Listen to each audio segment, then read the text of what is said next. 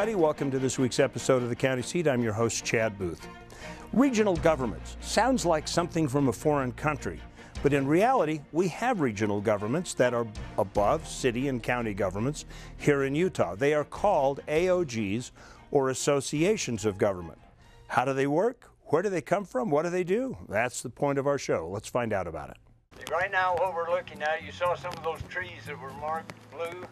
They're scheduled for harvest. You don't see any blue marks on these trees here. They're just as dead. And we'd like to do something with them, but we can't because they're in an inventory roadless area. It's one thing to talk about community issues at a county meeting. It's another thing entirely to go out and see it firsthand. 12 years ago, county officials were trying to figure out how to educate state and federal representatives about issues that affect rural communities. That question evolved into ideas that eventually led to today's tour in Wayne County. It was an event that is hopefully going to help our congressional members, our congressional staff, our state agency folks better understand what our issues and concerns. The people that you represent, you're able to take like their viewpoint. The reason people think Utah is such a great place is because of our rural areas, but sometimes that can get lost in the shuffle both in Salt Lake City and Washington, D.C. It's one thing for them as elected officials to travel to Washington, D.C. and sit in their office and talk about issues. But this is a way for those that are in Washington, D.C. as well as the state offices to be able to get out on the ground and be able to see it in person and experience it.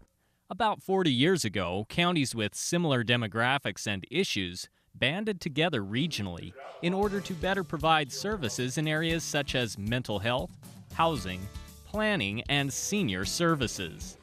This is known as associations of government, or simply AOGs. There are 7 associations of government statewide: the 5-county, Bear River, Southeastern Utah, Wasatch Front Regional Council, Uinta Basin, 6-county, and Mountain Lands. And the purpose was to take these small rural counties and the minimum amount of money that we receive and to be able to help programs to function and to become successful. If you take $1 and stick it into one community, is that really going to do as much good as if you took and put it into a region or put it into a community that was going to impact a region? Each year, the group gets together in a different county and takes an on-the-ground tour of the issues affecting that area. Oftentimes, the commissioners realize the challenges they face aren't all that different one county to the next. Everyone's going through similar type of experiences, and so I think they're just a good opportunity to get together and discuss things and find out what's working in one place and try it in another. Rural counties are similar in a lot of ways, in how they deal with catastrophic wildfire, bark beetle infestation, livestock, endangered species, and many others. Talking about these issues on a regional scale allows officials to see new solutions, and at the very least understand their counties and constituencies on a more profound level. For the County Seat, I'm Derek Dowsett. Well, now you have a little idea of the history of AOGs, how they came to be, how they function, the kind of things they do. We're going to delve into the details when we come back with our guest panel in just a minute here on the County Seat. There is a place where looking out means looking in, where an impression lasting only a few seconds will be imprinted on a life forever, where courage is forged and innocence rediscovered, where remembering is rewarding and forgetting unforgettable. There is a place where truth is felt and where seeing is believing. There is a place. Too often we find ourselves in shoes like these, or these. Wouldn't it be nice to change into something more like this, or this? How about these? Put on whatever shoes you prefer and come to Beaver County. We have exactly the adventure you need to put under them. So the next time you want to change out of these, come to Beaver County where you can jump into a pair of these. Beaver County, Utah. Lace up for adventure. The Utah Farm Bureau began as a collection of farmers supporting each other to raise the food we enjoy. Today, Farm Bureau membership encompasses everyone, whether ranchers, growers, or just everyday folks like you and me. Members enjoy discounts on items like vehicles and ATVs, or insurance that's very affordable. You don't have to be a farmer to join, and dues are small, but together we make a big difference in keeping our food supply local and abundant. Join Utah Farm Bureau. Welcome back to the county seat. Today we are talking about associations of governments, and you obviously have a little bit of history on what they are and how they got started. But I would like to follow up with our guest today. Joining us from the Mountain Land AOG is Andrew Jackson, not necessarily known for not the same Andrew Jackson that had parties in the White House. Exactly. Okay. Russ Cowley, who is from the Six County Association of Governments, and Roger Jones, who is with the Bear River Association of Governments, and also serving as the chair of the State Group of Association of Governments. Yes. Thank you all for joining us today for this conversation. You know, when I go around the state, the first thing people, when I talk about AOGs and I mention the different ones, they go, why? Why do we have another layer of government, and a government that we don't pay? You know, or that don't elect? There's just guys that are out here. Is this more bureaucracy? I think it would be helpful if people really kind of understood how AOGs are different, and what your purpose really, you know, is as far as that goes. Where does your funding come from? Well, maybe I can answer that question that you mentioned. Is it another layer of government? And I think the answer is clearly no. The regional organizations or associations of government are simply an extension of city and county government. And we are responsible to city and county officials. They control us, they pretty much own us, and indicate what services makes more sense to provide at the regional level, which is often more efficient than individual cities or counties providing certain types of services, the kind that we provide. So we're an extension of the governments, we're a shared staff at the regional level, so I just see as part and parcel of local governments in the state of Utah. So you basically have client governments and provide a level of service to them. Are they both cities and counties that participate in the AOGs? Yes, in our Six County Association of Governments, we have 6 counties and 49 municipalities. And they all work with us, we all work with them, and we basically provide the services that our agency has undertaken to support all of those groups. We do have, what's interesting about the AOGs, we're all organized in different ways, and we all have different boards. Our makeup is a general board, which consists of all 18 commissioners and 6 appointed mayors. And then we have an executive board that comprises of 6 commissioners and 6 appointed mayors. And that is how we basically organize ourselves to make sure that we're getting the services out to the communities and the counties that we serve.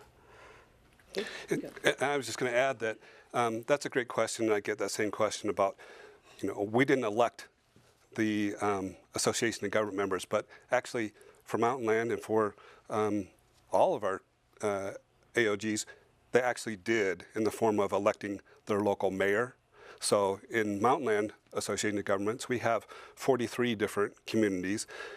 Every mayor of every city and town, plus 3 county commissioners or 3 board of commissioners of the different, or board county council members, all set on our committee. So everyone who sits on our executive council is an elected official.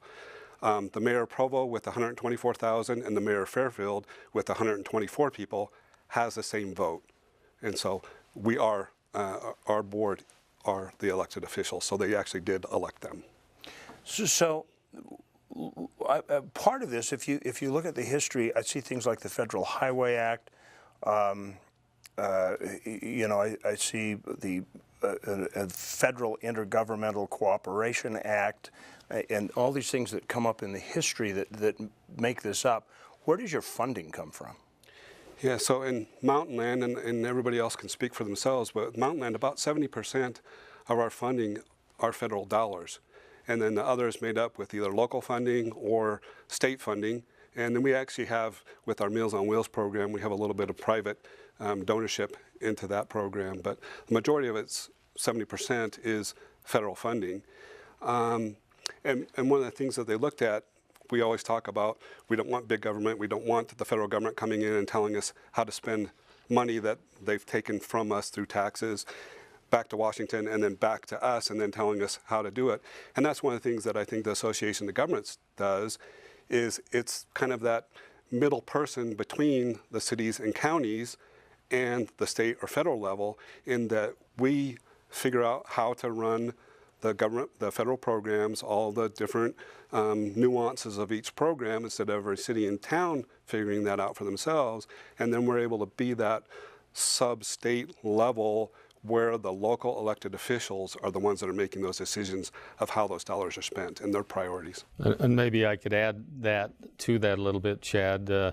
If you add up all 7 regional organizations and the money that comes to them, and much of it is passed through to senior citizen centers, service providers, transportation consultants, whatever, depending on the region, it adds up just to a little bit below $50 million per year, which is a pretty good chunk of money. And again, that money is controlled locally to the extent possible by the cities and counties. However, all of the funds we receive have strings attached and constraints. And so we're responsible to our funding sources, whether it be federal. Andrew mentioned 70%. Ours is closer to 80% federal in our annual budget. So I think all of us would fit within the 70 to 80% federal money each year, with the rest being much of it state, a little bit local contributions, and some private money we're able to raise as well. So, and I was just going to mention, it depends on how rural you are. In our area, a lot of the programs that we function with, they may not do that at the AOG levels at the Wasatch Front level, because there's other organizations that will actually take over those organizations.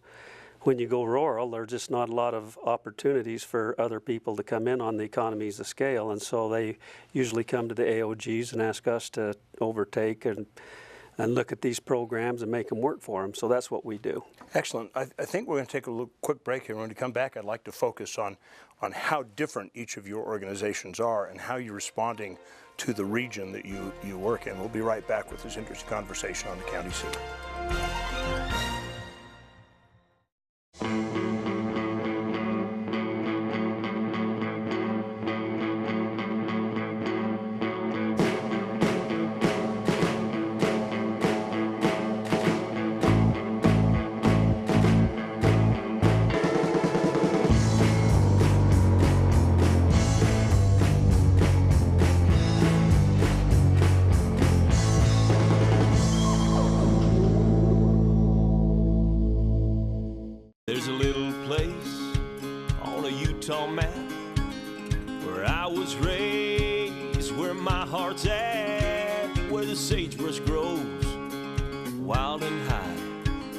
Stars come out at night. Oh, there ain't nothing like being raised in the basin with a Ute reservation, skiing starvation, that Duchesne County life. ATV? Check. Four-wheel driving? Check. Bouldering? Check. Mountain biking? Check. Hiking? Check. River rafting? Check. Adventure is about more than just crossing activities off of a list, but hey, if you can find a place that gives you everything you're looking for, all the better. In Emery County, you'll find the San Rafael swell, trails, lakes, and the small-town hospitality you're looking for. San Rafael Country, in the heart of Utah. Visit us and check something off your list.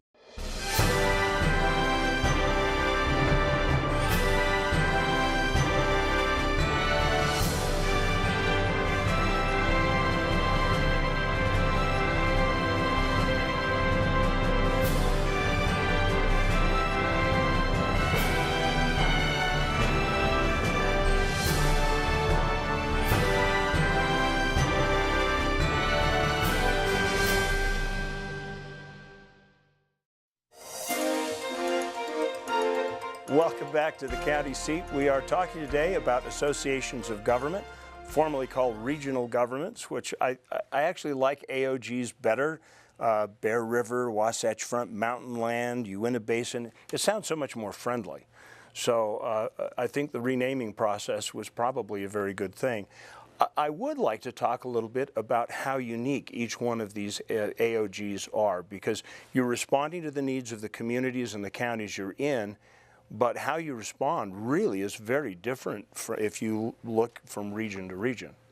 Maybe I could comment on that. I think 5 of the 7 have more similarities than possibly the other 2, the larger urbans, which are Wasatch Front and Mountain Land that Andrew represents. So I like to say we wear many hats. Associations of government, or AOGs, wear many hats. We're community action agencies, helping low-income people, relating back 50-plus years to the War on Poverty, the Economic Opportunity Act. We are area agencies on aging. 6 of the 7 are area agencies on aging. We fund senior centers. We provide Meals on Wheels. We help people stay out of nursing homes and independent in their homes where they are eligible and where it's appropriate. We're regional planning agencies. Andrew can talk about transportation planning because he's more involved with that. What am I missing? One of the things that we all have, all of the AOGs, are designated as economic development organizations. Right. And we're all responsible to come up with a comprehensive economic development strategy that basically plays into what the state's goals and objectives are and how we will help them meet their goals. So basically, yeah, the gamut. We take care of federal emergency management. We take care of planning issues. About everything you can imagine we do. How do you guys go through and determine what is more of an AOG function than, say, a specific county function? Yeah, that's a great question. And one of the things that I always think about is a saying that I heard a long time ago, which is we take other people's fruit and we make our own jelly.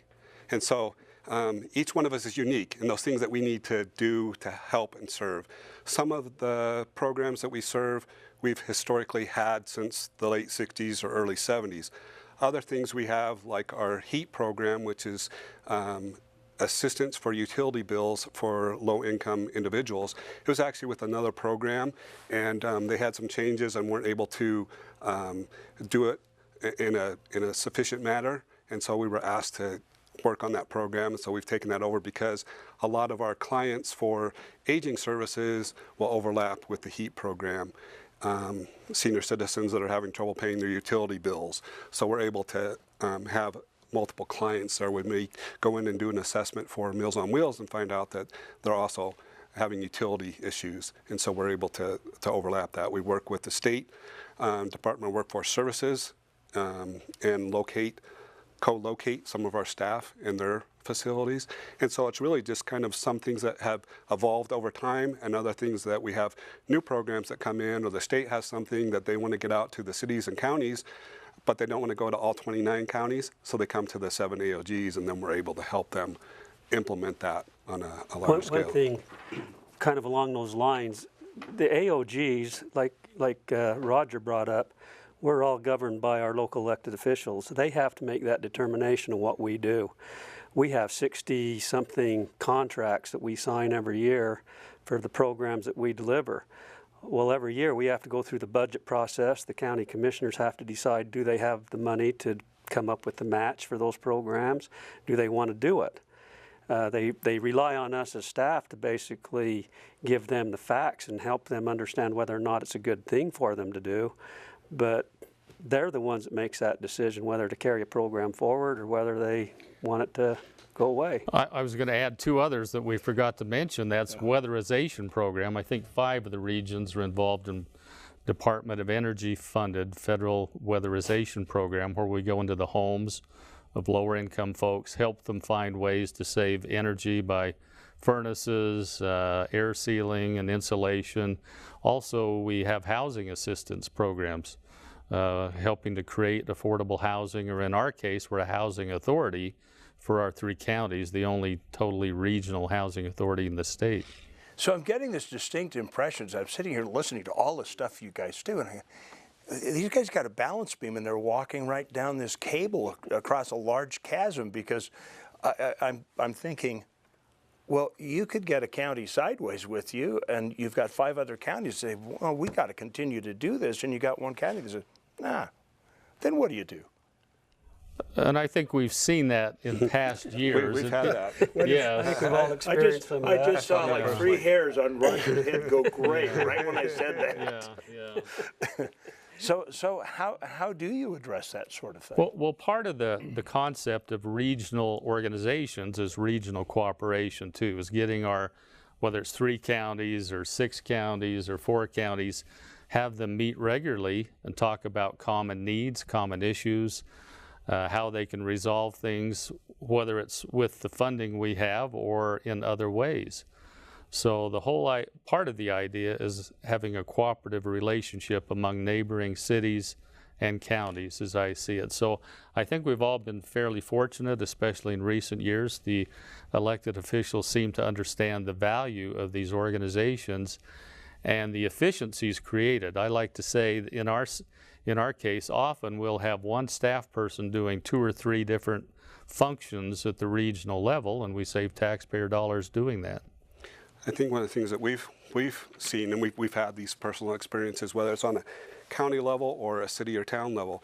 For instance, we have a community development block grant program, which is a grant of federal dollars to local communities. And we process that through and rate and rank projects.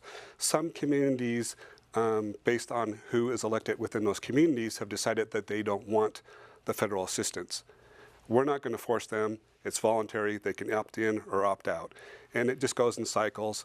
Somebody else will be elected, and they're really in favor of it because they need a new water line, so we'll help them. So it's just, we've got so many things to do that if someone's not interested in pursuing something, we've got other things to do. And then as other elected officials come in, and that's a prerogative, and the people vote them in, then they can move to those programs. So just in a quick yes or no answer, do sometimes the other members of the organization say, well, don't worry about them, they're just crazy right now, we want to continue, and then they'll fund it and you'll just drop them out for a period of time and come back? Yes, we have done that.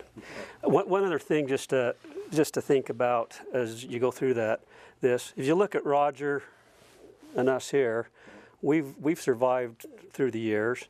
The reason we've survived is we've learned how to do our jobs. And I think the way that we've done our jobs is that our jobs are to find the facts, to make sure that the local elected officials understand what those programs mean, and then they're the ones that make the decision, and then our job becomes to make sure they look good and we get the program done. And that's how we survive. We work for boards. Excellent. And even though they're federally funded programs, much of them, the results are often good, and we do a lot of helping of people that have serious needs, and they're grateful and they benefit from those services. As I've learned about you guys through the years, I realize that you do some remarkable things. We're going to do a wrap up here in just a minute. We'll take a break. We'll be right back on the county scene. What would you do with an extra day in Utah Valley? Explore the Wasatch Mountains? Snap a family photo at Bridal Veil Falls. Cool off on Utah Lake or the Provo River.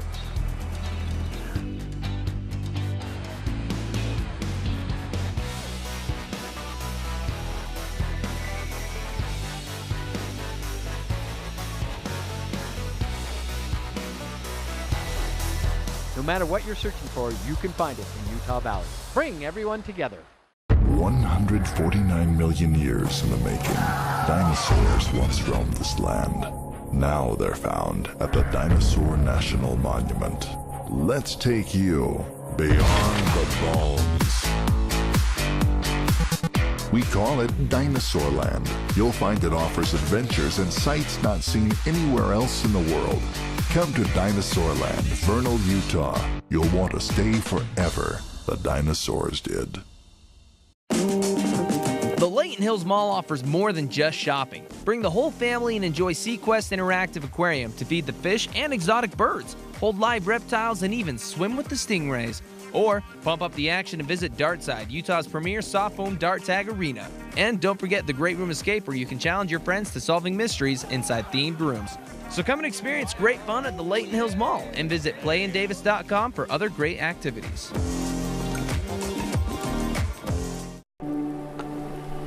All local products have a story of magical places, real people, and delicious recipes spanning generations.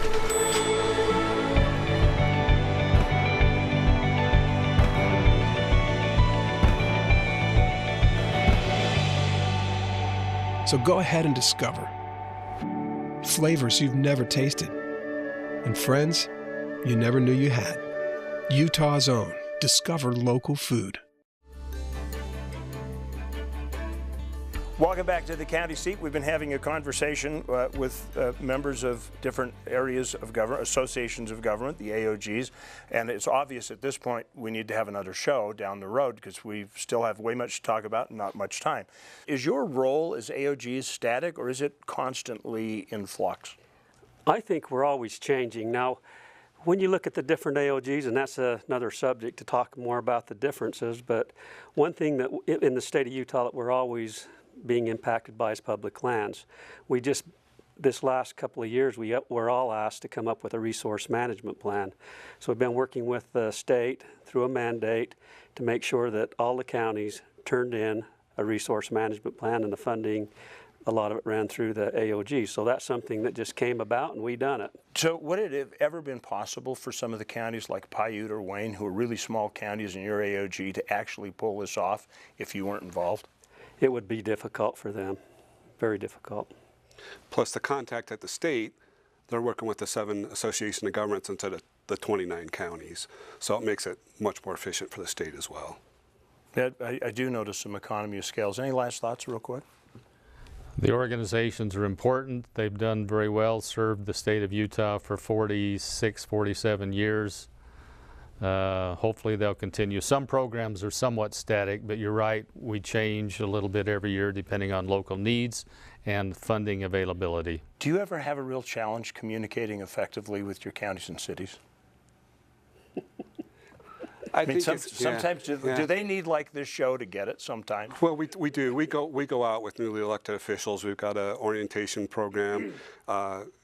Opens it up for them, but we even have staff members that have been here for several years, and they're like, no, what do we do? Do we do this? And yes, we do. So it's challenging because there's turnover in local government officials, so it is a training and retraining we'll probably have process. About 80%. I'd say we're kind of like a flywheel. We get to know these counties and know the communities, and we kind of keep that momentum going, and when they come on board, we train them. It's just a great experience to get to know those individuals, and we love it. All right, gentlemen, thank you so much for taking the time. We appreciate it. Thank you for inviting us into your homes. Remember, local government, no matter what level it's at, it has the most impact on your life. Be part of the solution, and we'll look for you next week on the County Seat.